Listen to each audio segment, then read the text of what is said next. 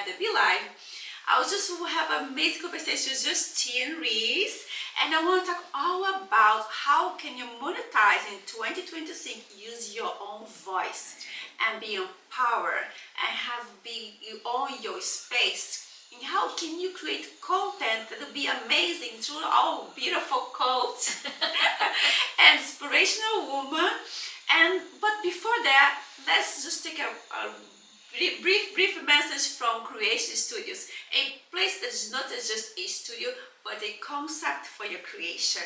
And you here at the Be Live with Dani can share, comment, tell everyone about our podcast today, because we're going to be talking about claiming and monetizing your voice in 2026. That can be a big, huge business for you if you're out of the box and you're trying to do something new for your career or for your life or for people who you love. Why not? Why not try to change your life and have this powerful woman, Justine Reiss, with us at the Be Live with Dani. Thank you. I will take it. I accept and I receive, Daniela. Yes, embrace it, right? Embracing, accept, and receive. I talk about this all the time. Yeah. When something happens to me or someone does something wrong or some kind of event does not make me feel good, I say that I accept it and I embrace it and I let it go. Yeah.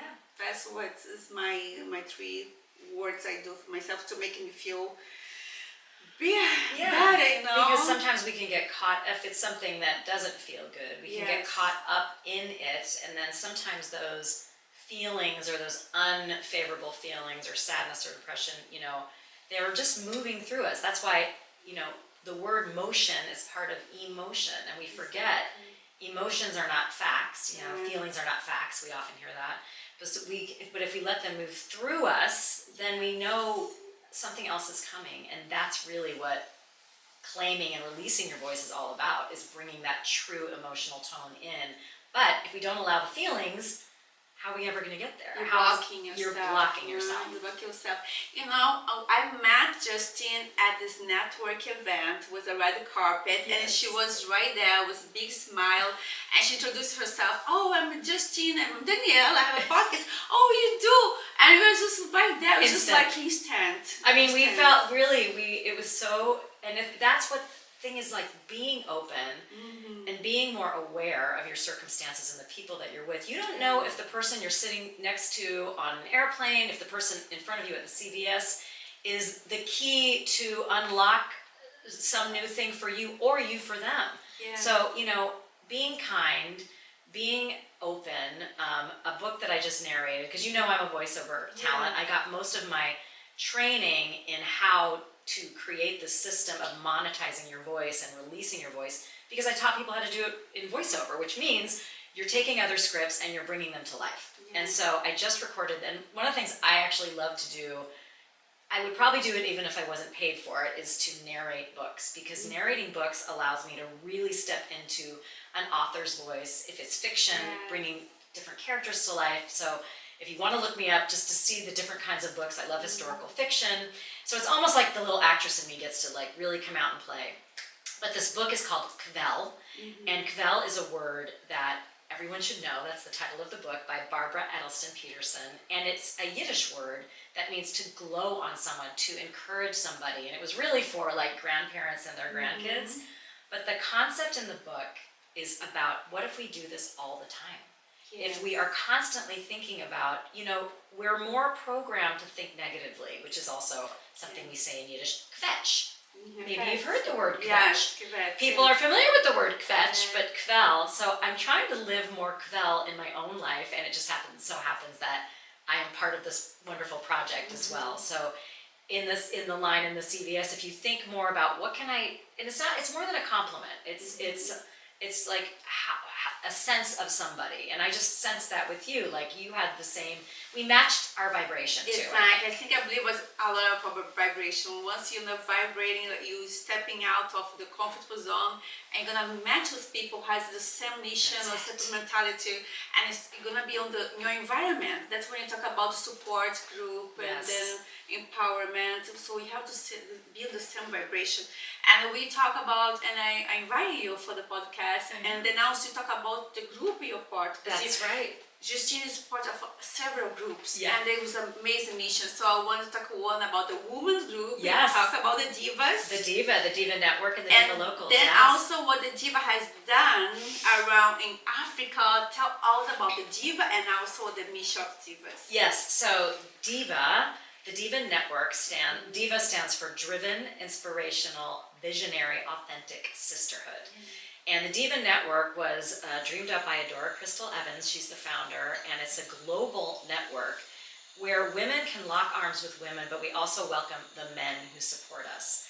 And what we have found, it has been said that, you can go far, I'm going to get this wrong, you can go far alone, but you're going to go faster with other people. Exactly. And there's nothing more true for me. I mean, I'm a bit of an extrovert, but I discovered my introvert during COVID. And I realized that, yes, it's important to get clear on your own personal mission, but it's other people that are going to help you get there. Mentors, coaches, and just others, right? So the concept of the Divas is to work together. And so many beautiful things have come from that organization, just collaborating like this, like me inviting you on my podcast, different kinds of collaborations, people wanting to get their audiobooks done, thinking they could do it themselves, and they come talk to me and they're like, oh my gosh, I don't want to do it myself. It's so hard. You can help me, even if I'm not going to be the one to do it. Maybe I can find you a narrator. That's my zone of genius. So things like that. We have financial experts. So we're always looking to expand, and there's free. We have a free meeting every Tuesday, which we can maybe post the link here, because it's open to everybody. Come check it out. And then there is a membership you could choose to join. But even some people have just come in for that Tuesday. I went to the meeting. Yes, I love it, yes, guys. I love it. Yes. And then we decided to start, people wanted more. We miss each other. We miss being like this. I mean, I commend you so much, Danielle, for having a physical space to do a podcast. Yes. Because it's so easy to do it remotely, right? Yes. It's less expensive. Convenient. It's convenient, right? But to be over here, exchange energy and talking, is a totally different vibration. Yes, and you're going to sense that as the listener and the watcher. And so I love that you made that space. And so Diva Locals is the same concept. And we have chapters all over the country. I'm the West Valley chapter head. Things with the holidays and then everything that happened to me in November sort of took a little, but we're gonna jump back in. We have some events already planned for January. But wherever you're listening to this, there is either a chapter opening. We have something actually in Brazil and the Philippines. So it's global now. You met Dr. Andrea. And we are such a strong sisterhood. We took a trip to Cancun where a lot of us got to be together, and people were coming up to us going, how do I find out more? Because they felt the energy. So it's good to have both, I think. So yes, the Diva Network and the Diva Locals is a strong community. I'm very, very proud. And honestly, I do think just the time that I've spent with those women over the last year, as I'm looking back on 2025 that we get to do, and we need to stop just going, what didn't happen? Let's really look at, oh my gosh, what did happen? Yes. It's very easy to feel at this moment I do this, so I'm just assuming other people do it too, is that we start going, oh, but I didn't finish this thing, I didn't finish that thing. So then we get into this shame spiral. But what did you do? And I know everyone out there can think of something. Maybe if you want to do it more, but there's something that you did that has affected someone else's life, that affected your own life, that you're having movement, right? You're having movement. So that's what I find, locking arms with women. And the same thing with the top talent group that I just went to Kenya with. David Fagan, actually it's his birthday today, so I'm gonna do a little shout out to him. But these groups are all intertwined, and we just had a big event, the Top Talent Hollywood event. We're gonna have another one in May. Amazing. And it's just, and then it sounds like a lot, like, oh my gosh, she's doing so much, but it all feels, if it's done with purpose, like you and I were just talking about, if you're surrounding yourself with people that are lifting you up, and you're conversely lifting them up, you're in the right groups, and you're like ripples in the ocean. You know, that's it. I agree with you, and totally. That's why you have a team. And every time I see someone and they have a beautiful message, and say, "Oh, come to the podcast," because I would love to share your story. And okay, so let's talk about. I know that about the mission in Africa. I follow your mission, and it's so beautiful that what you do with the girls, you know, and to support, because to be there. So tell us, what do you guys do over there? It's a beautiful project. Yes. So a year and a half ago, I got to go to Tanzania, and I was really unaware of this very big issue in our whole world, really, of period poverty. And especially in other countries where girls literally don't have the means to get menstrual products. So they use whatever they have. Because it's expensive on this country. Well, it's expensive everywhere. When you really think about it, it's an insane amount of money that we have to spend just because we bleed every month. Because we are women. I used to say before, I say when you're born, after 15, when you become 15, you should have a basic needs money, like allowance from the government, not even from parents. Like basic to have tampons, because I would say that, and all your basic needs, and even they don't know how to feel be a woman. It's so uncomfortable. That's right. And have a basic needs is even worse. Right. So imagine you don't have these basic needs, so you're using whatever you have. Maybe you're using, and the mothers don't know how to teach the young girls because they didn't have it either. So what happens very often is the girls are just drop out of school because they missed so much school because they stay home. Then there's the shame around it. So what was wild to me was when I went to Tanzania with an amazing nonprofit in Tanzania. I'm going to shout out to them, called the Nguzu Women and Youth Foundation. We brought reusable menstrual pads. So I started to, and one of the women in our group made them, her church group made it. So we all had a second suitcase. We filled them up with menstrual pads and also some other things for the girls. So then we were also trying to help the girls learn how to speak, because that's where my expertise comes in, bringing emotion into words, even in Swahili, teaching not just the girls, the school. What blew my mind is they have the government's permission to go into these schools, and they did not separate the girls and the boys. We were showing little boys how to put a pad into a pair of underwear. So I say little, when the prepubescent, or they were even asking things like, I kept saying, "What, translate for me?" Like she was asking, "What does puberty mean?" And they were speaking in Swahili, and then people were raising their hands. So I asked one of my friends, Aika, I said, "What are they saying?" She said, "Well, that one just said pubic hair, and that one just said pimples." And I was just like laughing, because it's like but the girls and the boys together. So it helps reduce the shame of it. It gives them a solution. And then we gave every girl 2 pads and a bar of soap. Well, when we went to Kenya, and I was getting ready to go to Kenya, it was literally at the event that you came to, and this is why I believe so strongly in creating space. You have created space here. When we create space, words can be spoken and things can happen. If there's no space, I'm isolated, I'm alone, I don't feel like anybody can hear me. So sometimes it's about creating space and giving people an opportunity to speak their mission or their thing. So I got up on stage and I said, I'm going to Kenya. I was trying to find the same people to help me with the reusable pads. Nothing was coming up, nothing was turning up. So I thought, okay, let's try and raise some money, and maybe we can give them a sewing machine so they can make their own reusable pads. And somebody put me in touch, a friend of a friend of a friend put me in touch with Justine Denning, and I'm going to pull out a little sample here from the Could You Cup. She had created this Could You Cup. She's founded this organization, and they were already in Kenya. So what she really needed was more media attention. She needed someone to transport cups. She already had trainers over there. So this was an unbelievable universe going, I got you. And it's like she needed me and I needed her. So we went to Kenya, and this just happened to be my platform. David Fagan has already created a lot of relationships over a decade of doing the Kenya keynote tour. And if anybody is interested in doing this next year, it's an unbelievable. We're going to be doing it again in October. I'm assuming, or September, October, but you can reach out and we will discuss it. So we got to go in. So when we went into the schools where we were speaking, I sought out like the headmaster. There's this woman, or wherever we went, I just had to create these interviews. I started creating these interviews. We went to slums, and somebody heard me use that term. They're like, you really shouldn't use that term. I'm like, that is what they call them.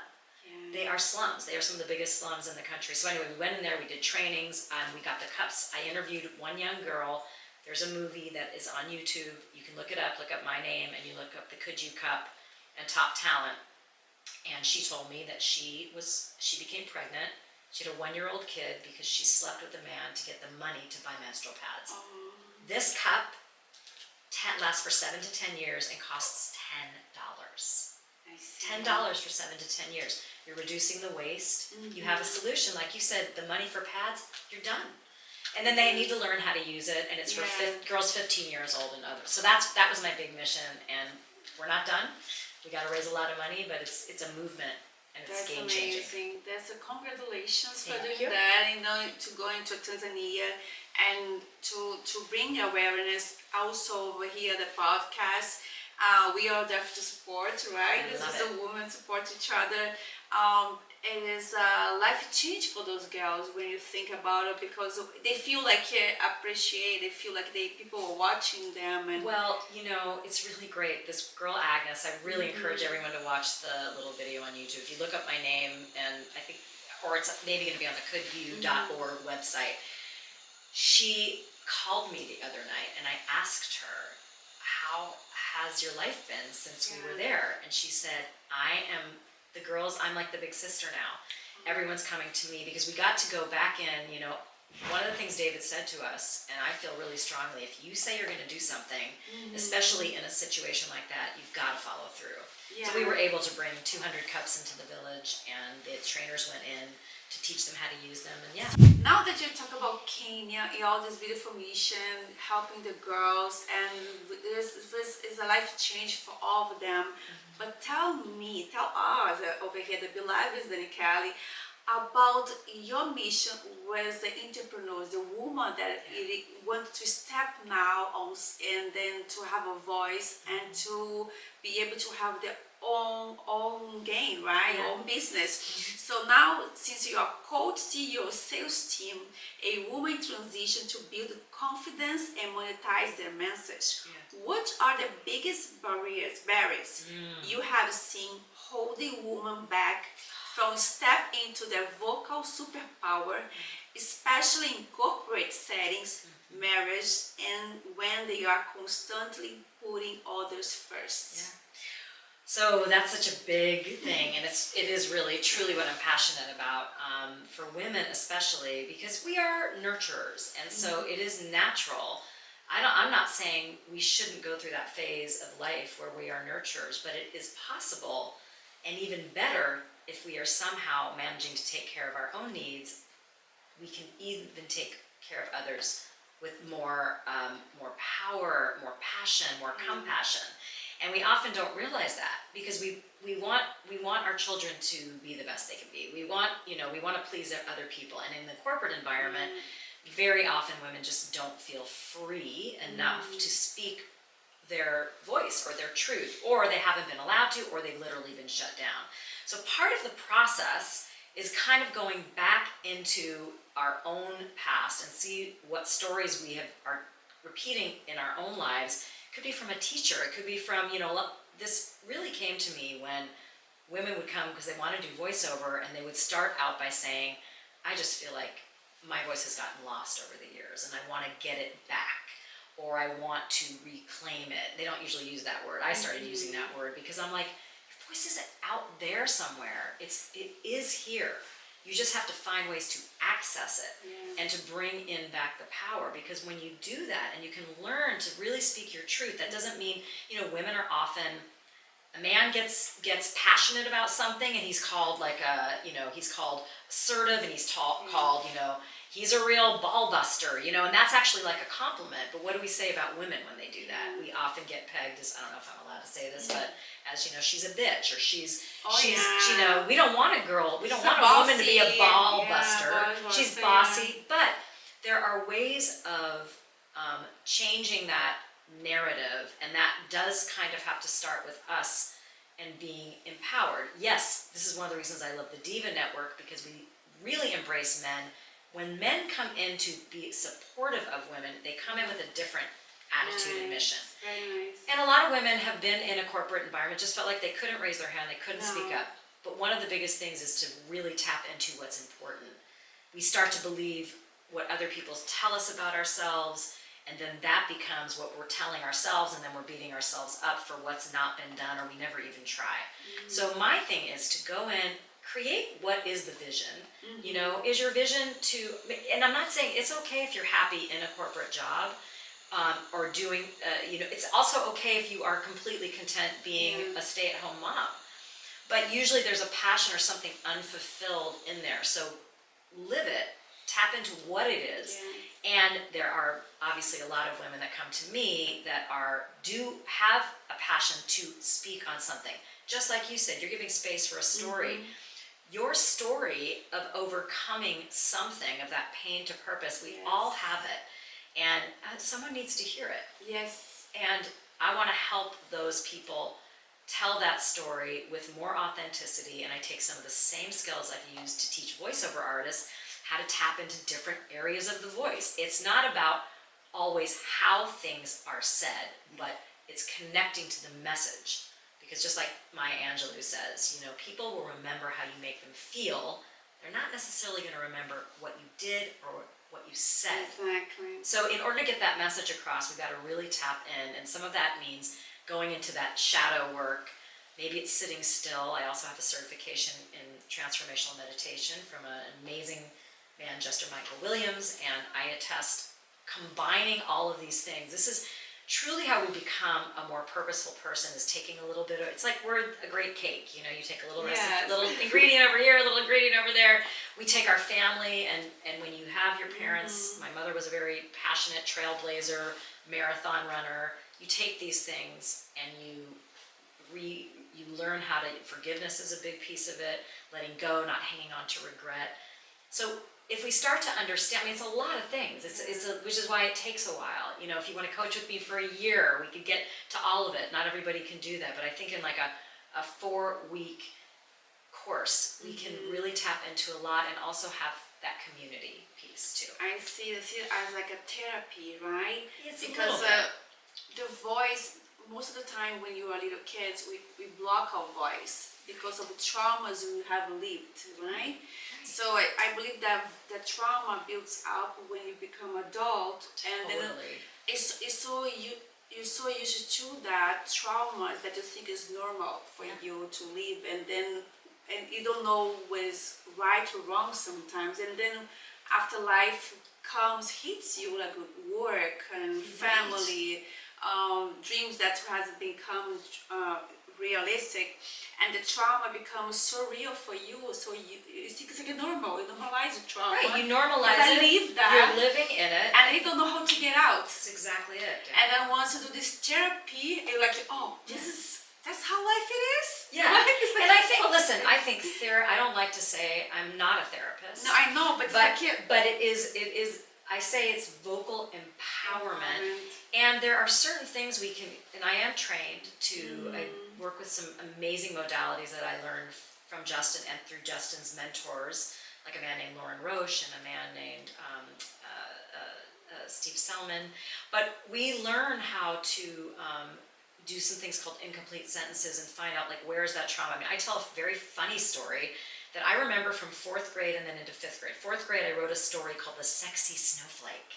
I thought it was so cute and so like creative, and there was nothing like raunchy in it. I was in 4th grade, for crying out loud. And Steve was right. Yeah, my creative is amazing. Yes, right. It's like, and then a teacher said that is inappropriate. You should not use that word. I'm calling your mother. And what's to be inappropriate when you are artist? Right. Yeah, it's sexy. I use the word sexy. So she called me out. Now my mother completely had my back. Yeah. But why do I remember that so vividly? Because it was the first time someone said, this is wrong. Up until that point, my parents had encouraged my creativity. Yeah. 5th grade, I was in a gifted program, so I'm very cautious of gifted programs because they sometimes value intellect and testing and what's typical good grades over what your gifts might be. So it's gifted, but it's not gifted. It's not helping you own your gifts. So what did I want to do? Be in the school play. That's all I wanted. Yeah. Guess what? My teacher, Mrs. Patch, with her horn-rimmed glasses and her aquafored hair, not aquaphor, aqua netted hair, she said, you can't be in the school play because your grades are not good enough. Oh. And so little things like that. Yeah, makes you stop. I got caught up in that story, Daniela, until, because you know what I was? I was pretty. Oh. So I thought, you know what? I'm just going to be pretty. I'm going to fit in. This was unconsciously. I fit in. I was more interested in fitting in than standing out. Standing out was not working out for me. I wasn't smart, and I really got a really low intellectual vision of myself, which I lived that out. I don't even need. I'll not bother. I'll cut class, But sophomore to junior year, my parents said, "You're going to drama camp," and I was like, no way, I am not going to drama camp. I don't want to be a drama freak, right? And I said, I'm like, Mom, what if I hate it? She said, you can come home. Aww. So she gave me the permission to try it, and I was sure. I'm like, fine, I'll go, but I'm going to hate it, And then what happened? I loved it. I loved it because again, it was the space that was created for me to be creative. I learned to dance. It was a 2-week course, but it changed the trajectory of everything else because I was given permission.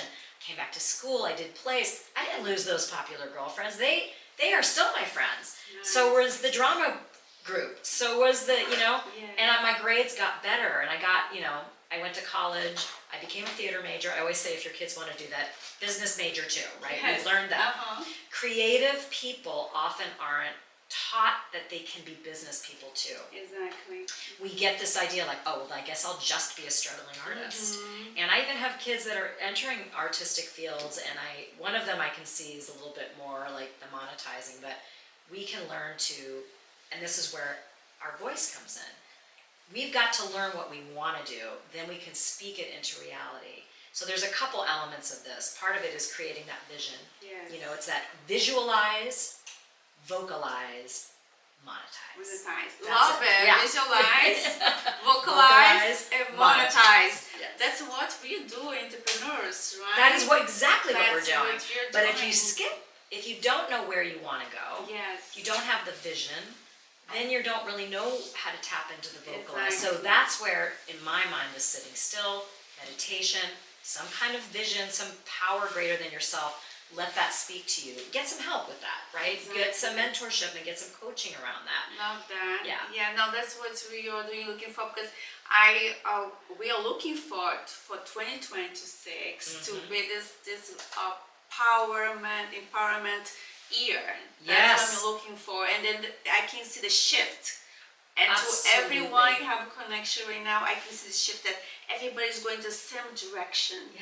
It's really amazing when you see outside and you watch we all doing, like even my team over here, my guests, we are going to kind of some connection. This is Aquarius right now, right? Everything changed. Absolutely. And it looks like we are going to the same direction, same mission. Yeah.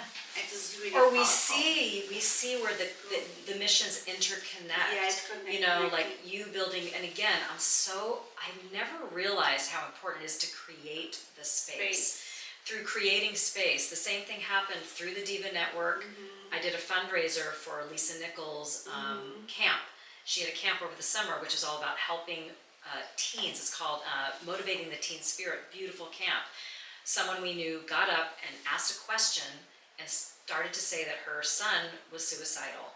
And she got permission through Jelani, Lisa's son. He was too old for the camp. They got him to the camp, and I got to go to the graduation, and that young man says, and his mom does too, that he is alive today because she got to speak up, she got the invitation, and that camp was created. And I just had an online fundraiser. How great is that?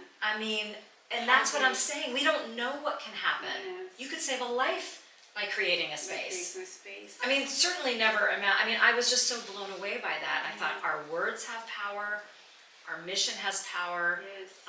and there should be ways to monetize too. Exactly. We don't want to just be bleeding hearts that are Talking, all, yeah, no. we want to be of purpose, Not but these words. the more purposeful we are, David Fagan said this and I love it, oh my gosh, you don't have enough money, you will think you don't have enough money until you learn to give it away. Yes. I don't have that totally And right. it multiplies. It multiplies. True. It multiplies. It's You true. need to have enough money so That you can give it comes. away. It's That's true. why we need to be able To be to able to- use our superpowers to help others make money too. It's a cycle. Exactly. It's a energy. cycle. It's Right? energy. It's a cycle, Yeah, right? It's a That's cycle. yeah. That's a true like Yes, monetize. that's where you have to Yeah. be the tree there. And they say, oh, it's a tree. No. I understand about the tree thing, because it's not about the tree following the money. It's because the tree has this ground, It's roots.